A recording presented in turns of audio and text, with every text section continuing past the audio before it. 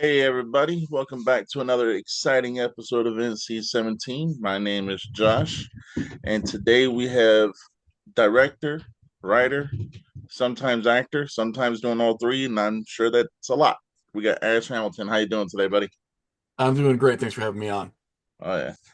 Uh, so before we get into the entertainment part of the show, kind of take us back as a child and was movies what you always wanted to do, or did you have a different plan for life and you just happened to kind of veer toward this way?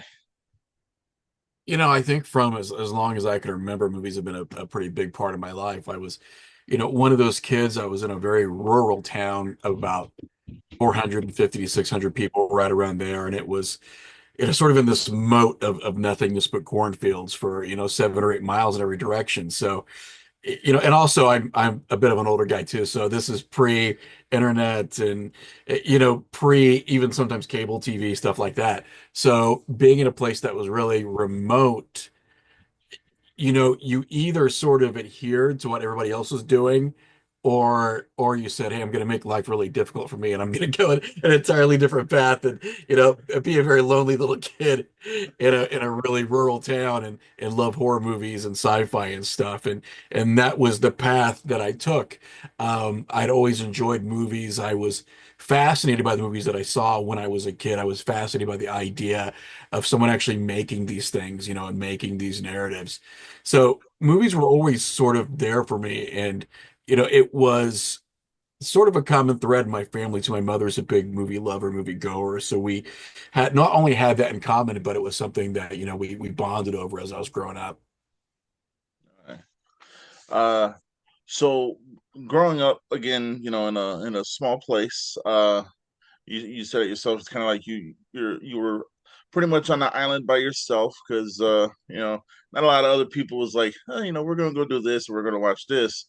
So when you was able to, like see these movies and these films and everything like that, what mesmerized you about them so much to make you want to like say, this is my path and I'm gonna make it happen no matter what? I think a lot of the early stuff was also when you're looking at three or four channels, when you're looking at pre-cable, and we probably got cable a little bit later than everyone else because of just being in the middle of the country, being very remote, being in a small town. Some of the stuff that you would end up seeing, you'd see a lot of, early like Ray Harryhausen stuff, a lot of stop motion stuff. And that, I think, more so than anything else, probably really drew me into this idea of this entirely fictional world that you can navigate through film. Seeing stuff like Booba the Mechanical Owl and Clash of the Titans, or seeing the miniature animals in the Valley of Gwangi and stuff, all the old Ray Harryhausen stuff.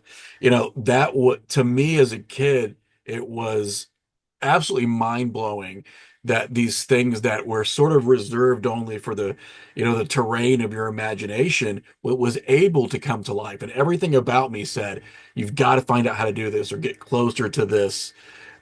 So a lot of it was that early stuff, and a lot of the early catalog movies that you'd see, those big back catalog, CBS, NBC midnight movies where they, were able to grab old Hammer stuff, and you're watching Dracula, Prince of Darkness, or Twins of Evil and stuff at midnight as a kid, and again, sort of just going, where does this come from? And how can I get more of it? You become sort of ravenous for it. You just want to chase it down, and when it's pre-internet, sort of becoming this movie sleuth is a bit of an obsession when you're a kid. And that was my obsession, looking through stacks of old famous monsters of Filmland magazines, begging my parents to drive me to this magic shop that was about an hour away that also had a huge mask and special effects section. So a lot of it is trying to find what you can where you are. But in those days, it's not easy. You literally are like horror detective. That's what you are, trying to chase anything down. And you get these sort of breadcrumbs of stuff when you're looking through all this, and you're like, who is William Castle? What is House on Haunted Hill? You're looking through it all as much as Filmland, and then that's another rabbit hole. And that's sort of a long-winded, explanation. But like as a kid, when you don't have access to a lot of those things that are very spontaneous and right there in front of you, you do become like this movie detective. And I guess a part of me does kind of miss that, but it definitely forced me to learn more about movies because you didn't really get the option to cherry pick so much. The specificity wasn't there. It was just, man, I'm going to look in Starlog. I'm going to look in Famous Mouse Filmland. Then, later in Fango and Gore Zone, those magazines that were available. And you just wanted to consume everything. It was this again, it was this trajectory where you're like, I am going to read everything. I'm going to look at every picture. Everything I have is going to get beat up and dog-eared because you just can't get enough of it? Okay. So when you finally, like kind of once you got into the writing phase and the directing phase and the acting phase, your first film set that you were ever on, whether it be yours or someone else's, what was your first initial thought? I mean, when you're doing something like that and you've been on the outside of it, and then you're inside and you're looking at stuff like process and you're looking at well sometimes you're looking at all the stuff that doesn't go well and then you're looking at the stuff that does but that entire package when you're there doing it it becomes a compulsion it's compulsory after that. It's like, how do I get back to this? How do I get back to this feeling? How do I get back to this idea of creating something from nothing? I was a New Yorker for a while. Like, I grew up in a really, really small rural area, and then I moved to New York. That was like a big thing for me. It was like, if I can make it here, I guess I can make it anywhere. That's what they say anyways, right? So I thought I'd try it, and you do find out that there's a whole lot happening on this part of the country and this part of the country.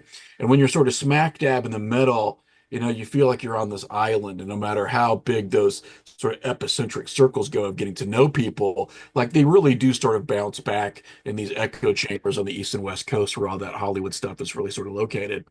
So moving out there, there was always something going on. A friend would call me and be like, "Hey, you want to be an extra in a zombie movie? You want to do this? You want to do that?" We started podcasting back then, so that also probably gained us a little more access, in that area than if we would just be just guys looking to do stuff like that. We had like I said, a little more access to it.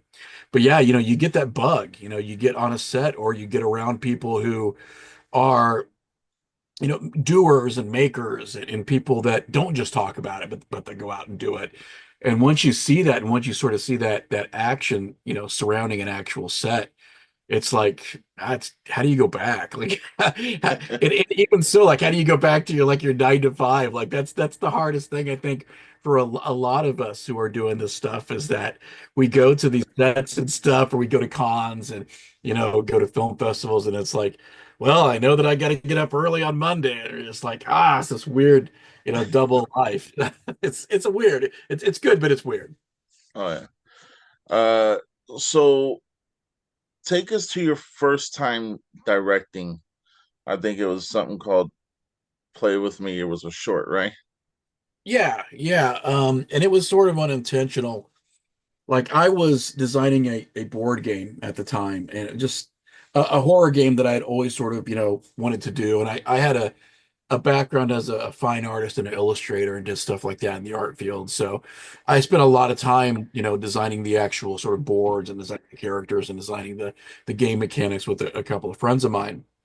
And I said, we should try to shoot a commercial or something. And I had done a lot of work in AV, mainly on like higher education and corporate stuff, doing like corporate culture videos and doing commercials.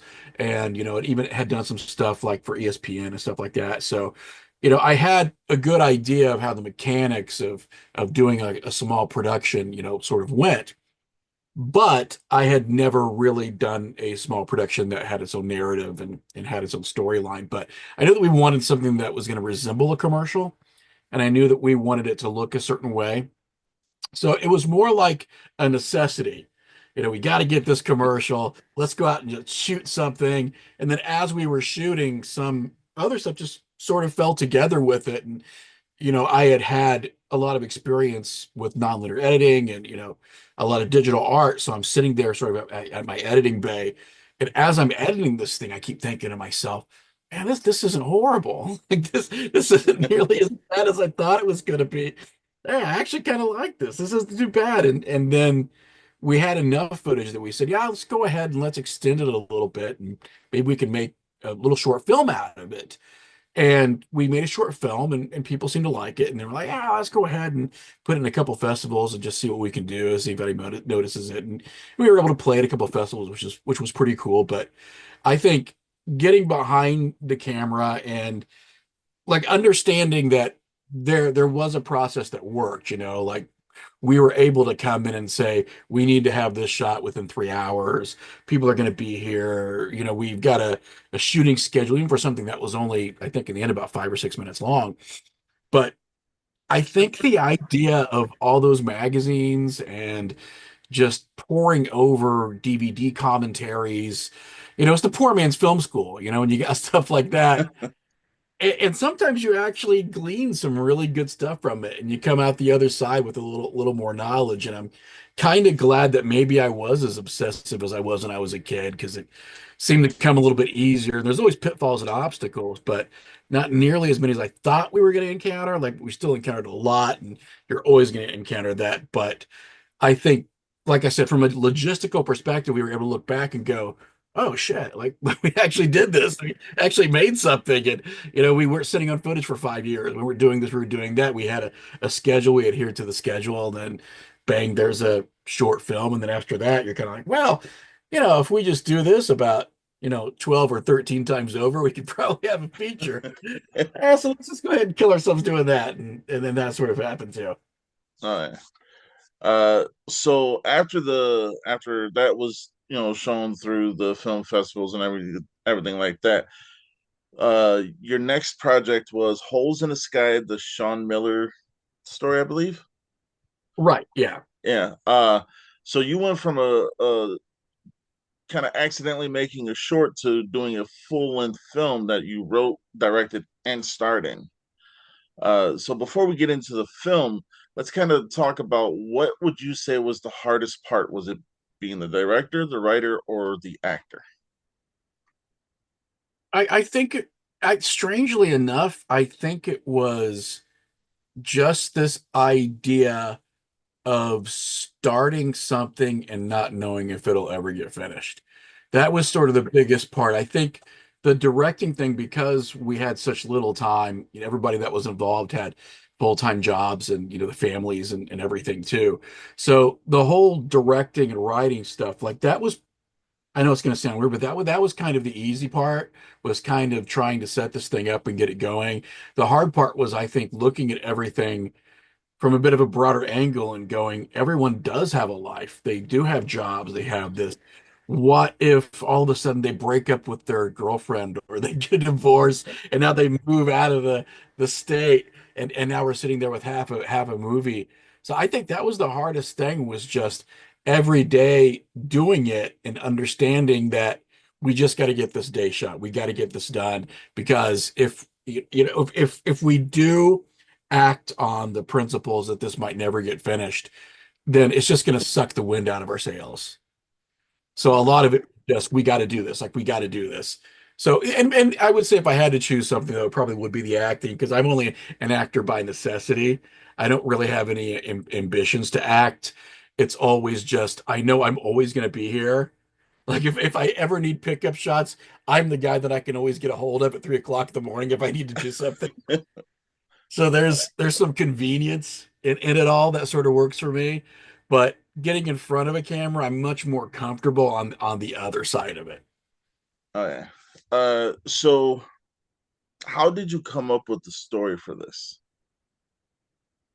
Well, the first thing that we actually did was that a friend of mine, Ben Harrell, who wrote and directed one of the segments for Final Days, he and I had written a script that was a horror comedy a few years ago. And we had some interest with some folks on the West Coast with it, and we were getting some funding, and we were really, really close to making it happen. And COVID came along, and it just fisted the life out of this thing, to put it bluntly. Like, we were months away from shooting, and we had a pretty solid cast, and the script is where we wanted it to be after a couple revisions, and we were shooting some test stuff. I do a lot of digital effect stuff, so for me, it's always how can we prepare for the unforeseen? So if we can get people in and we can drape my garage in green screen and we can composite shot so that when it comes down to post production, I'm not killing myself. I got a better idea of how it's going to go. And we were doing all of that, and then COVID came along. And you know, this industry, the idea of movies and the idea of anything creative, everybody's going to tell you that's the nature of the game, man. You can get, a hair's width away from making that movie, then someone might pull the rug out from under you. So they say, hey, don't worry about it. Like these things happen. So the first thing you do is you say, fuck all that. I'm going to go into an existential crisis. I'm going to spiral out of control because my movie didn't get made because I don't know what I'm going to do anymore, right? It's like you're staring into the abyss, like my movie.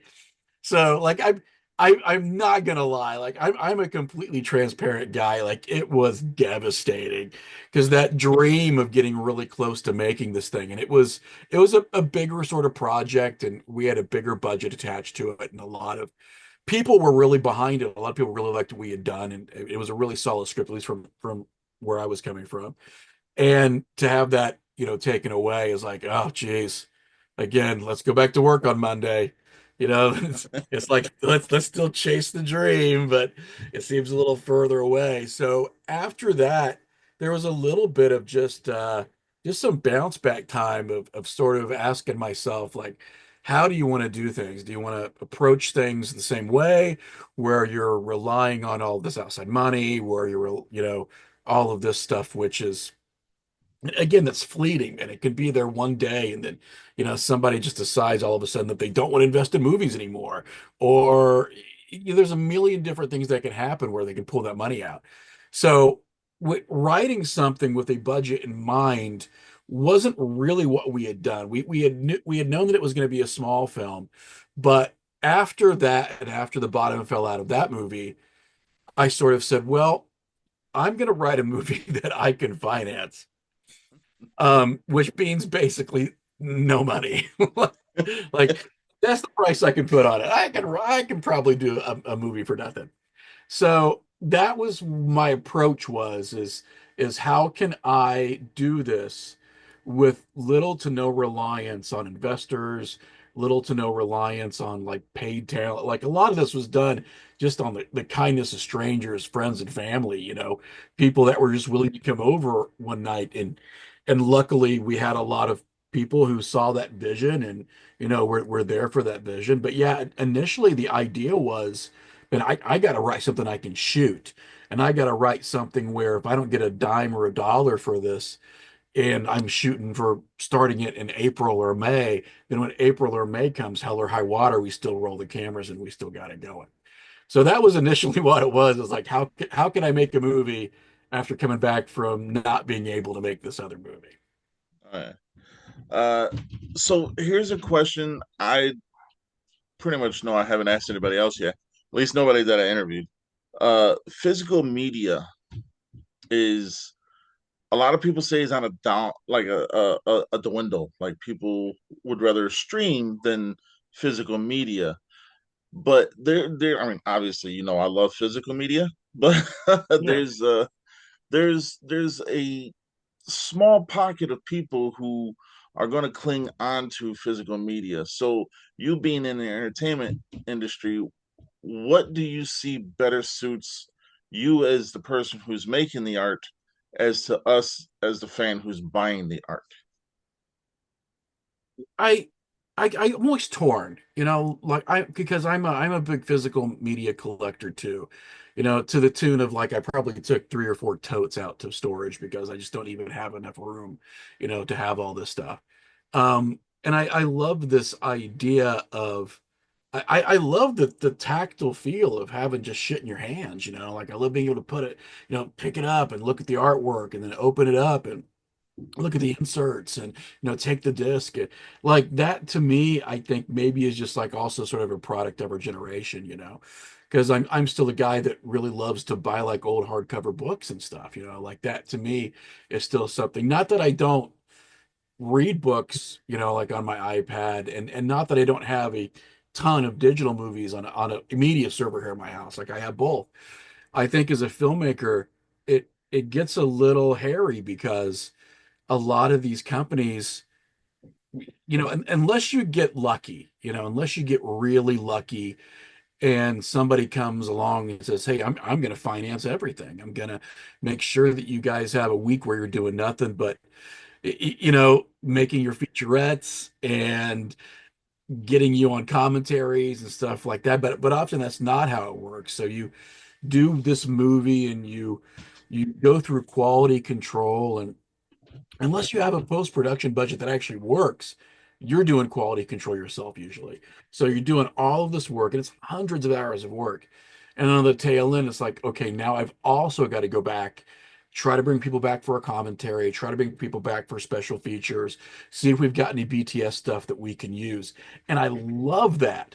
I don't love the idea of me putting it together. That's a ton of work. But I love the idea that it's there. So for me, it's like, man, I'm torn because I love it and I want to do it.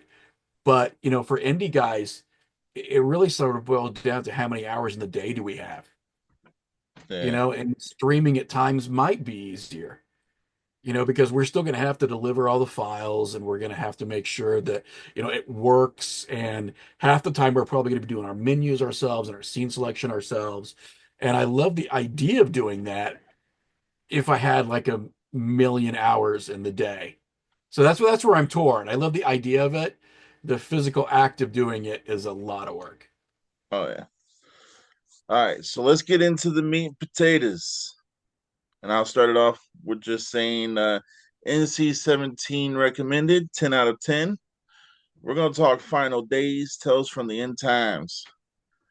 I really enjoyed this movie. Like Good. some stories were little, well, you saw the review. So Oh yeah. you know, with you only directing and writing one story, that had to have been more of a like a feeling of at least it's not all, like time consuming on you because you only got the one short. Yeah, that's what you think. I mean, ultimately, I mean, it is your baby. It is your movie, but you guys just kind of, collaborated and made Yeah. all your own. You made an anthology, which hands down, this is a very good anthology. Uh, so uh, if you can indulge me for a second, I'll just give you kind of like my take a little bit, and then you can correct me if I'm wrong. Oh, sure, sure. uh, so the first story, "The Apocalypse Smells Like Cookies," that is directed by Ben Harrell, right? Yeah. Yeah. So that story kind of kicked off the. We're gonna give you a kind of frat boy, fun kind of night. But then as each story continued, each story just got darker and darker until the end times, sort of say. Yeah. uh was that done by design to kind of like, what this one's going to be this and then this one's going to be this? And I mean, you out of all the stories, you kind of tackle every emotion, you know. I So I think a lot of it was a happy accident. Like more so than anything. I wish I could say there was a fantastic master plan, and I think we did as much as we could. And I hope I'm not interrupting you, by the way. no, I hope no, that no, no. um but I think that the original concept we wanted to keep extremely loose. When I approached the other directors, I basically just said, "Hey, I've got this idea of these stories that all sort of take place in the same universe and on the same day." And I gave them my script and I said, as long as you don't do this, we should be okay because this is, already going to get done. And I said, if you've got an idea, run the idea by me, but I'm pretty sure that I'm going to like it. And let's try to make sure that we're not replicating anything. That was the big, I think, fear for me going into it more so than anything else was not how are we going to make everything fit, but making sure that we had enough diversity through those stories that we weren't just retreading the same ground over and over again. And that's something that's not always that easy to do. So I wanted to make sure that we also knew a little bit about what each other was doing, but not a lot. I didn't want it to be so influential that everyone was just writing to separate themselves from another concept. I didn't want that either. So it's a balancing act because you want people to do what they want to do on this at the same time in an anthology. You've got to have a bit of a roller coaster. You've got to have your moments of humor, your moments of more conventional horror, your moments of action. You've got to have this ride where okay now we're up on the hill and we're coming down. Oh, we got a moment to breathe, and then we can laugh a little bit, and then oh, but this happened and this is pretty intense. So I think that everyone going into it had a pretty good idea of what they wanted to do. And again, I'll just use that term like happy accident again. Like when it all came together, I was able to sit back and go, okay, so this is going to go here, this is going to go here. I need to do this with the wraparound stuff, so I can make sure that that wraparound fits and that we go to this logically. So there was that whole building block phase, but I think for the most part, we just had a fun concept. So having that fun concept gave the rest of the directors freedom to say, I'm just going to do what I want with this, and hopefully it's going to fit in there. And then we can sort of massage it and nudge it as we go. And luckily, it just so happens that I think that they did fit in such a way that you're going to have a lot of different horror fans watch this and go, I love this segment. I love that segment. This is more for me. This is more for me, which, sort of is the nature of anthologies by design anyways, is that you are able to hit that wide audience and you're able to give a movie to people that might not like the whole movie, but as a whole might enjoy it quite a bit. Oh yeah. Uh, so each film, and again, just my own observation, each film to me kind of emoted a different emotion, but like some of them gave you the same emotion, but just a different feel. Like Apocalypse Eve, Bug Out, and Grandma all kind of gave you that isolation feel, but Yeah. also gave you a different way of getting that isolation feel, you know? Oh yeah. Like, and as a fan, I'm like, okay, cool. I get it. And I like that, I didn't see this part as this because it's completely different than this. I mean, I'm not gonna lie, Grandma was my favorite one, you know. But the only reason is because I'm really into like that really, really grimy kind of horror, if that makes sense. You No, know, that makes perfect sense. Yeah. But as a whole, the whole thing was awesome, you know. Thank you. And I do like that you started it on a semi kind of, hey, we're just talking, having a good interview. Next thing Lasardo's people just do what they do. And I'm like, oh yeah, we're about to go off the rails here real quick. And that was awesome. Yeah. Uh, so with your story, contingency, what would you say was your favorite part of that story? I think my favorite part about it is that we're working on a very small budget, very very very small budget, but we had really big aspirations for the last 15 minutes. And that was going into it. Like I look back now and I'm like, what in the world was I thinking? Like with the money and the time and everything, like, why am I doing this? Like I, I should be doing something a lot smaller and a lot more contained. And even sort of as we were shooting it and things were falling into place, we showed up on set and this guy, Richard Sexton is, a guy that I know, and he comes over to me and he's like, hey, can I bring my flamethrower? And I was like, I'm not going to tell you no. I mean, and we had another guy, Carl, better known as Crazy Ass Carl, he's just enormous, and he's also got an enormous personality. So he's a great guy. So we had this bit in the film where these couple like these three stoners are watching the entire world unravel, and they just can't get past the fact that they're sort of watching it like they watch it on TV. they've got this commentary thing running it, and Carl comes up and he's like, "Hey man, I actually have an old VW van that's got this smoker in it." And I'm like, "Well, yeah, go home and get it." He was like 5 minutes away. So I think as far as like my favorite part of it really is this idea that we wrote a very complex and big last 15-minute finale, and we did it. Like we were able to actually do it. Not that there weren't like a million and one complications, but the fact that I can look at it and go, for whatever it's worth, we have a huge percentage of what we had written in the script on screen. And that really is sort of our goal is, let's write something and then let's try to get as close to what we wrote as possible, even with budget constraints. And we were shooting in April and it started snowing in April. Like, everything that could sort of go wrong was getting thrown at us. But at the end of the day, we were looking at like our dailies and stuff, and we were going back and adjusting all our footage. And it was a miracle. Like it was just an absolute miracle that we got all of this stuff that we set out to do, because by all rights, with our budget, the time that we had, and the crew that we had, it probably shouldn't have been able to have happened that way.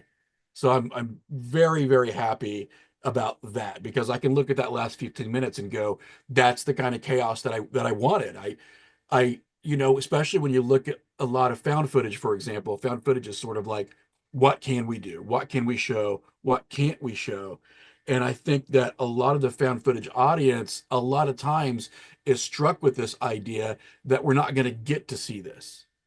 They're going to find a clever way to not show us this, because that's sort of, I mean, let's face it, like even though I love found footage as a subgenre, there is a lot of bait and switch in that subgenre. You know, it's done on such a small budget most of the time that it's like, how can we get away with not showing what we need to show and show just enough of it and do this and do that? That I was sort of like, let's just show everything. Let's show everything that we possibly can. Let's show everything that we can do in real time. And let's write like, 18 to 20 really gross gags. And then like how many of these gags can we make and make them work by the end of the movie? And then of course, not giving away the end or anything, but then it was like, oh geez, so we've got all this happening. How can we do something that's even bigger for the last 20 seconds? Oh yeah. So, again, miracle that it all came together. Oh yeah. Uh, so speaking of contingency, like I'm a big fan of cinematography and just the way things are filmed. My favorite scene out that whole story was when the three of them are in the hallway facing the other end. I don't want to ruin it. And Yeah, you just got that, like, you got that view, and it's like, some shit's about to happen. and, and, yeah. and that's awesome. So, my hat's off to you for that, because Thank you. there's no way in hell that wasn't going to be exciting. So, yeah. Thank you. Thanks. Yeah. That was, again, like we're surprised sometimes by, and I'll reuse this term kindness of strangers, but when we shot it, we were shooting on an old college campus, and the college had been shut down, but private investors had come in and they had bought the buildings to repurpose for whatever. So we were looking for this idea of like a quad. Like that was really important to us. Like we need buildings on almost every side. We can't really show a lot of streets, because that defeats the purpose of, the apocalypse is showing people like mowing their lawn and driving by and honking at each other. It's like we got to get this sort of contained environment. And we found this sort of back quad in these buildings. And, we just approached the building owners and said, hey, how do you feel about us coming in and using the interiors and the exteriors? And they allowed us, which was fantastic. And then coming down to that actual scene, it was, we've got people that are supposed to be like our cultists. We've got people that are victims. We've got people in different stages of makeup. Because at one point, like you see sort of what the end stage looks like, and then you also see some of these sort of more beginning stages as people are possessed or driven mad or whatever. It's sort of a potluck of bad things, by the time we get to the end. But the idea was definitely like we need big moments because a lot of small films are peppered with a lot of small moments and a lot of times that's great. I mean, like with Holes in the Sky, everything was pretty much small moments because we wanted everything to be very much a slow burn. We wanted it to be more of a get on your skin kind of thing. However, I'm also a huge fan of like Argento and Fulci and stuff like that. So I'll once a month I probably got Demons or Demons 2 on, or I'll go back and watch Suspiria or Opera or Inferno or whatever. And there are those moments in these movies where the movie suddenly just becomes huge. Like it breaks out of its budget, it breaks out of its script, and you get these enormous scenes that you just don't expect to see in a lower budget, non-Hollywood sort of film. And that's really what we were trying to do is like we need to set up some big moments so that people can watch the film and enjoy the subtle moments and the more confined, isolated, horrific moments. But like the intent was we want to create horror action at the end, because it's something that you don't usually see in smaller budget movies. It's something that's very difficult to do. Like action on a small budget is extremely difficult to shoot anyways because your camera is constantly moving and you've got to frame your shots to make sure the stuff you don't want there isn't in the shot, and then you've got 80 extras and you're trying to wrangle people and somebody's talking in the distance, you need the set to be quiet. So there's this huge drawback to doing these huge set pieces, but if you can pull it off, and we had no idea that we were going to be able to, mind you. Like we were just shooting for the stars, and if we hit the ceiling, so what? We'd be fine. But the idea was definitely we need to give people who are going in thinking they're watching a 25 or $30,000 movie this feel that they just saw something that maybe a studio would have produced, at least in its scale. Oh yeah. So that was a big thing for us. So those moments that you talked about, like, oh, something's about to go down, like we really wanted to pepper those moments throughout the film so that people who are watching it might come out of the movie going, I did not expect that from a low budget movie. I did not expect that from such an indie movie. All right. Uh, all the stories to me, every single one of them had a good beginning, middle, and end. You know, in some way, shape, or form, you may have not seen something happen, but you knew what was going to happen. You know, Yeah. and then toward the end is like when you say big scale, that was big scale. I mean, I watched it. I even called my wife down here who doesn't watch horror movies, and I was like, "Don't worry, you're not gonna see some monster pop out or nothing like that, but you have to watch this." And she was like, "Well, what am I gonna watch?" And I showed her literally like the last 20 minutes, Yeah. And she was like, "Is this what the whole movie is?" I was like, "No, it's an anthology." I was like, "Trust me, the stories before this one, yeah, she wouldn't like. She's a scaredy cat." So, but Gotcha. Yeah. but she said one, and these were her words. She said the coloring, the acting, and everything just kind of meshed so much like a good pot of coffee. That's her words, not mine. And to me, it's like for her to say that about a horror movie, you've done something good. But that last, I'm gonna say, and I don't want to ruin it for anybody who hasn't seen it. That last 15, maybe 20 seconds, did not see that coming at all. Like I just thought, okay, they're there and happy ending. Then I was like, wait a minute, I'm watching, Tales from the End Times. There's no happy ending. No.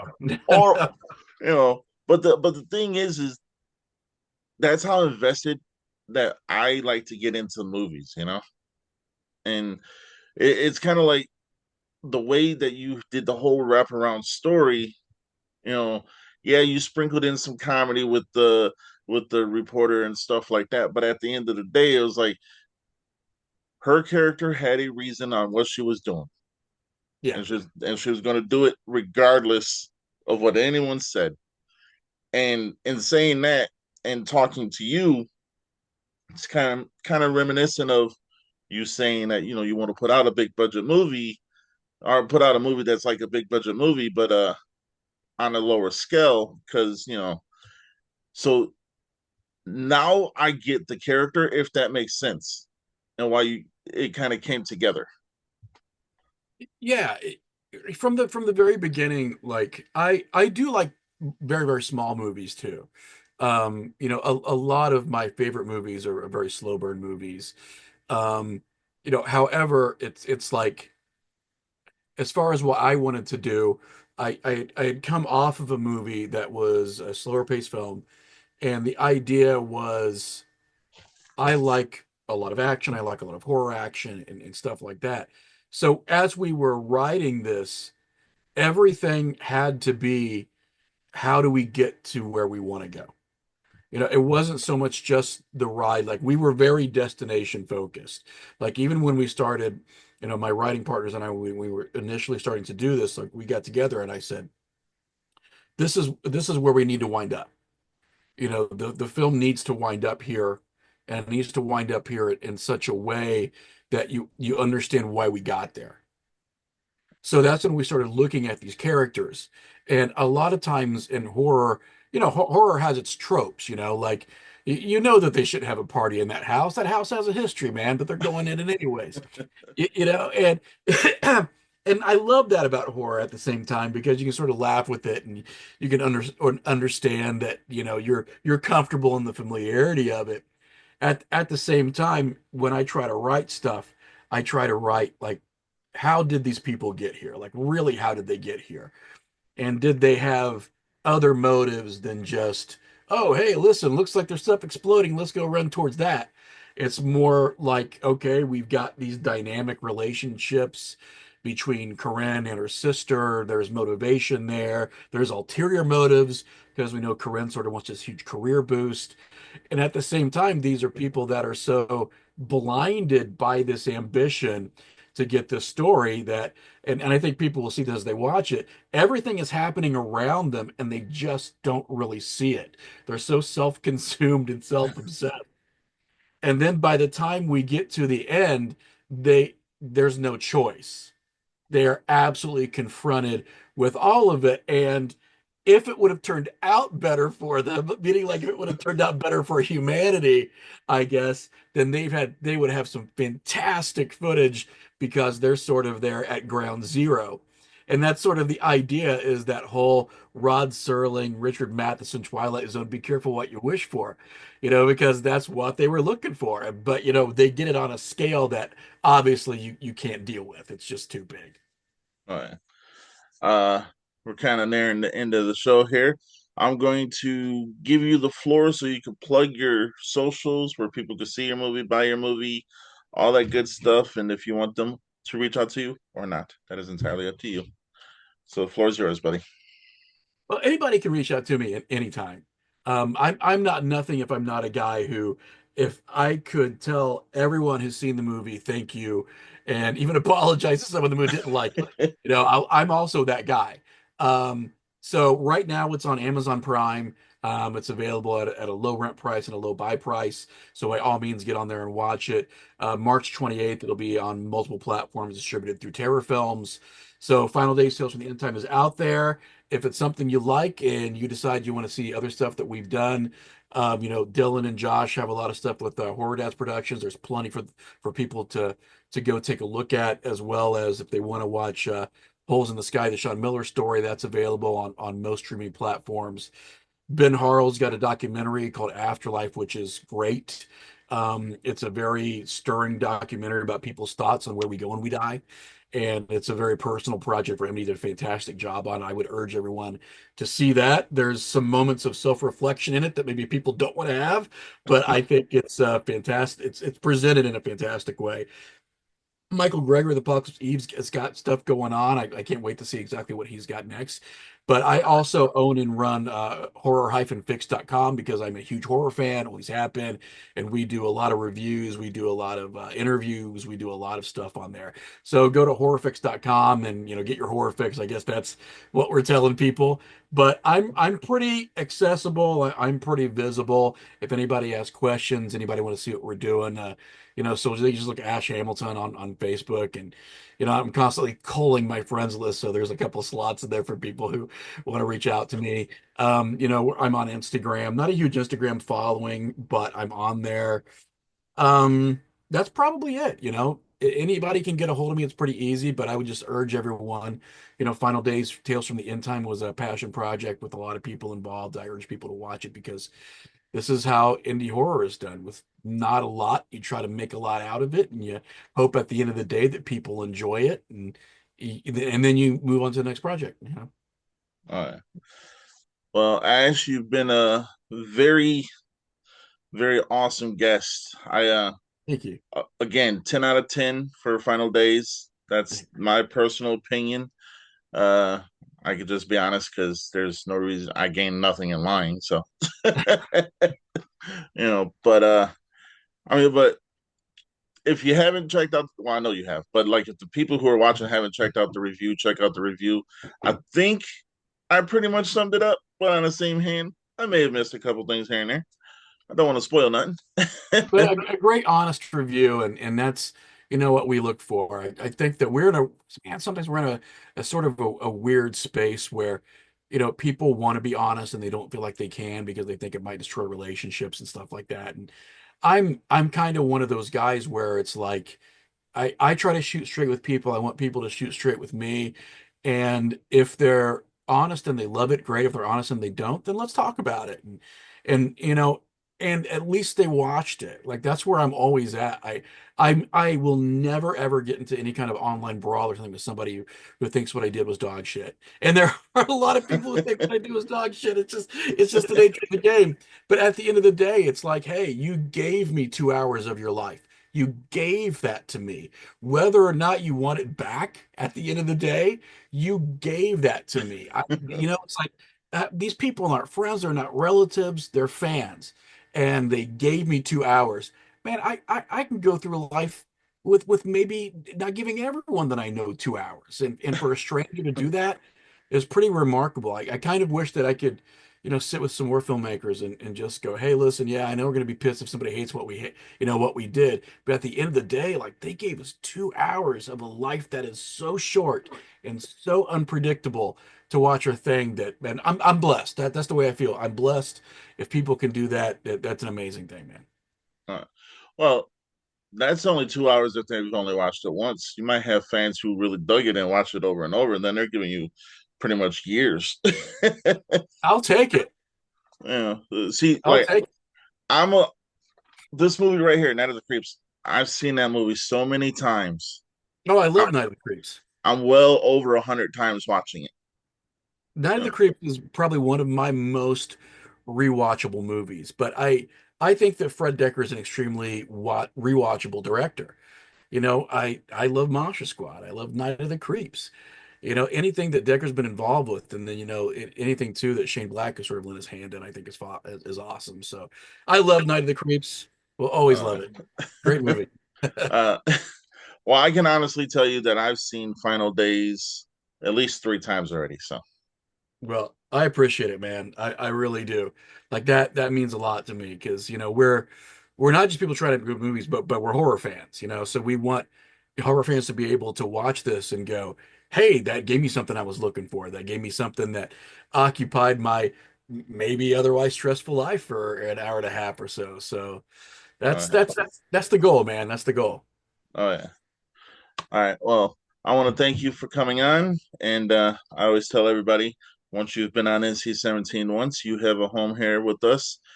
Thank you. Anytime you want to come on to promote, if you want to talk movies, or even if you just want to come on and say, hey, the end days are coming, you got a booger in your nose, you can say it.